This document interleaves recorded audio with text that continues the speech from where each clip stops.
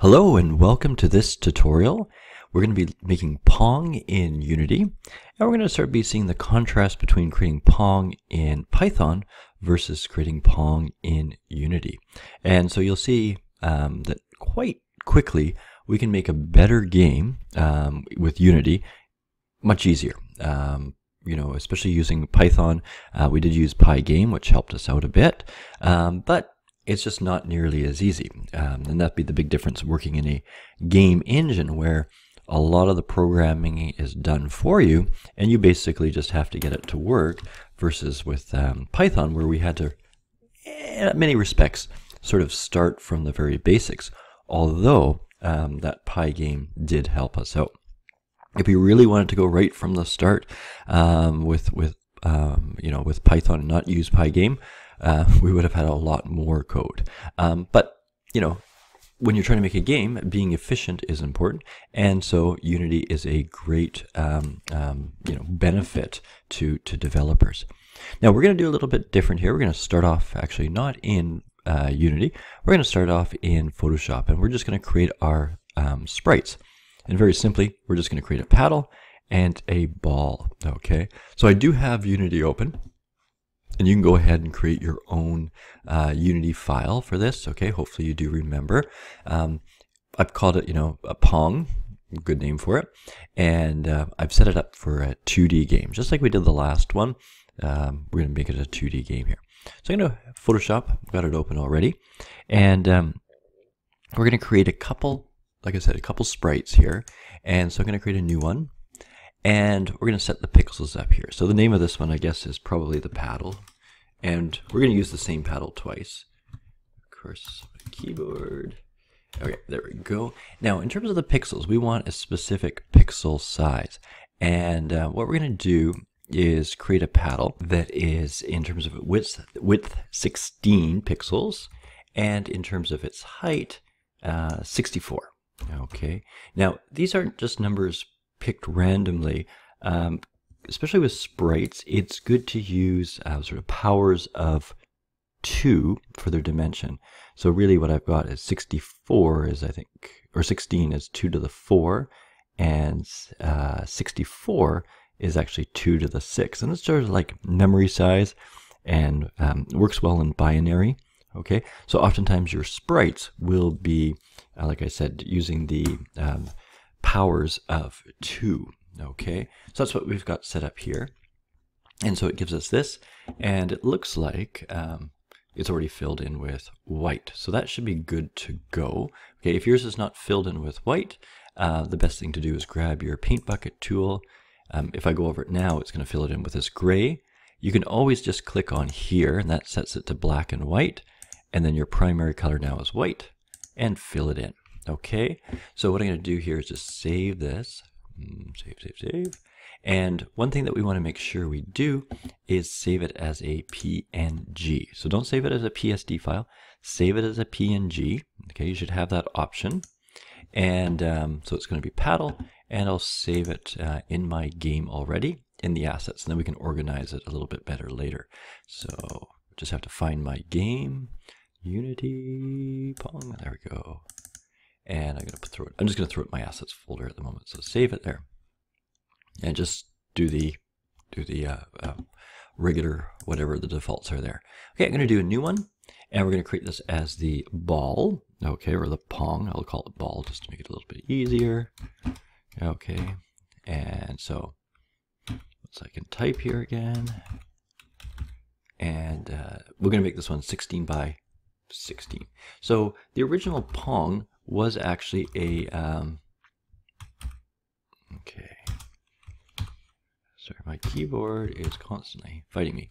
16 by 16, and the original Pong was actually a square. Okay, I'm just going to zoom in on it there, and that was because doing a circle took a lot more pixels. So this is really basically, you can imagine it just sort of one pixel in a way that we can move around the screen. Okay, so we're going to keep that aesthetic, that square ball. And so I'm going to save it here and do the same thing. So save, I guess I'll save as, and I've got it in my, it's a PNG, everything looks good. Okay, and I'm going to save it in there. Now, if it ends up being too big or too small, that's not a big issue. I can just go into Unity and scale it down. Okay, we're going to go back to Unity and actually start working on the game here. So just make sure both of these have come in, and I've got my ball and my paddle. So what I want to do is set up a few things first, and I've got my window set up how I like it here. Now we are going to do a couple things. So for our build settings, we're going to make sure that it's on, we're going to build it for our PC, okay, and that's all we really have to do there. And we also want to make sure that we can set it up so that we've got the viewing properly. So I think it's under preferences here. Oh no, sorry, not preferences. Let me just find it here. The game setup. Project settings, game graphics. Just 1 second here. So the location, sorry about that, is under project settings, and it's player settings.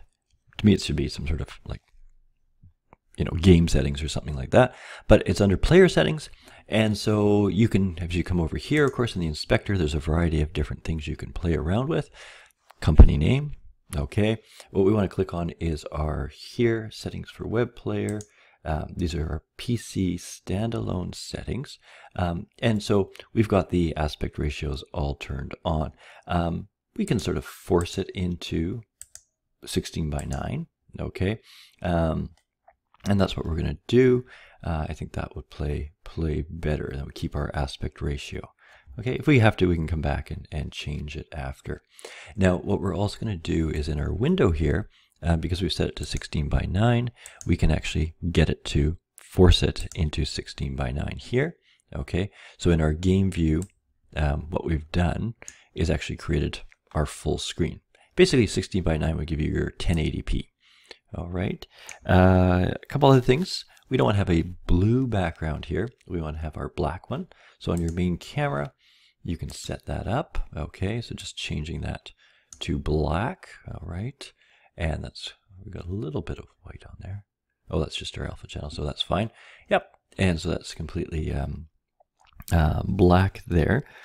Other thing just to set up here is to organize our assets. So you can see in our assets here, we just have these 2 items. We want to create a folder, so you can right click on that, create folder, and we'll call this sprites. Okay, and we'll drag both of these sprites into that folder. Okay, so that they're there, and when I click on that folder, I can get both of them. Now we want to make a couple changes here to how they've come in, and basically we're just looking at, like I said, just making a couple changes.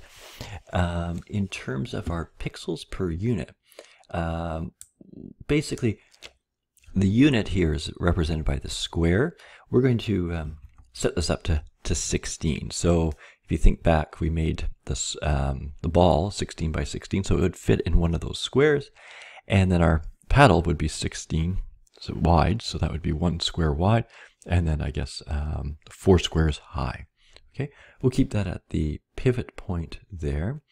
I think we're okay because we only have a single on each one, so we're fine. We don't have multiple ones. We don't have to separate them out. Filter mode, we'll to point. These are just a few little graphic things just to get it to work better. No mip maps. That really only affects, I think, if it's 3D. The max size, we don't need it that big. We'll just do 128. And the compressed, we'll set it to true color. And again, these are little things that we don't really have to worry too much about. If you want to look up and what's optimal and stuff, you can. You know, for the moment, this is, we'll just go with what we've got here. So just hit apply. Notice I selected both of them, so it will affect both sprites with the same settings. Okay, so we've applied those there. So let's go ahead and bring things in here, just so we can get an idea. So I'm just going to grab the paddle, bring it in, okay, and just sort of position it roughly where we want it. And obviously it's a bit big, okay, for our situation. Now we could go ahead and scale, but one thing we can also do is just set the camera up here.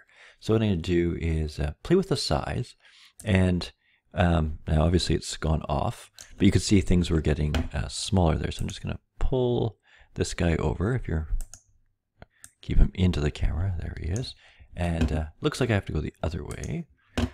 Okay, so make sure we're making the camera, whoops, there we go, bigger.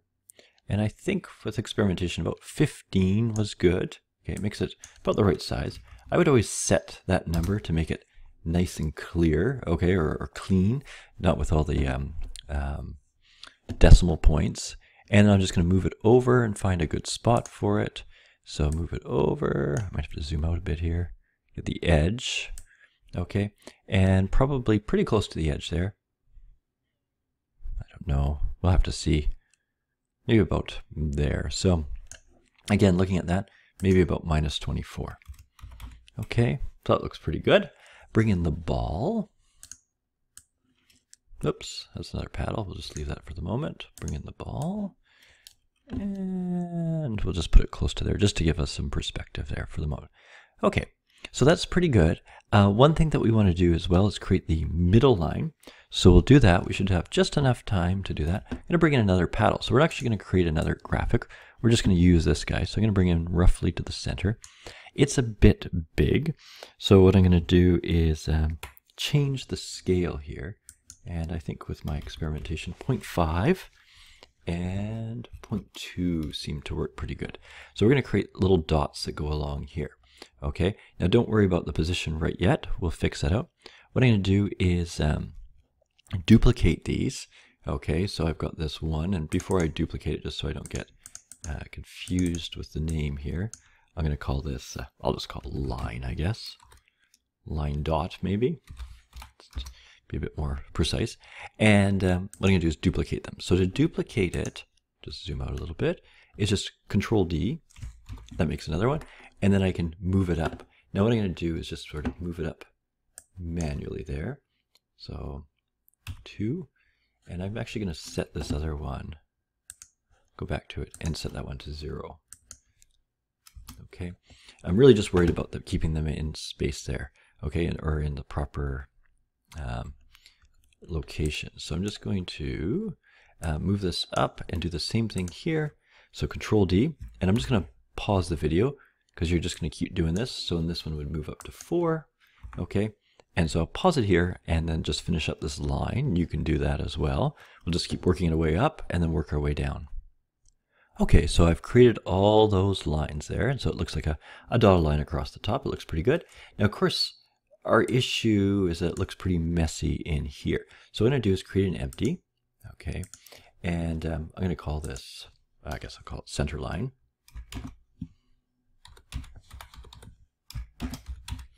And so what I'm going to do is make sure it is set to reset everything there. So it's set to 0.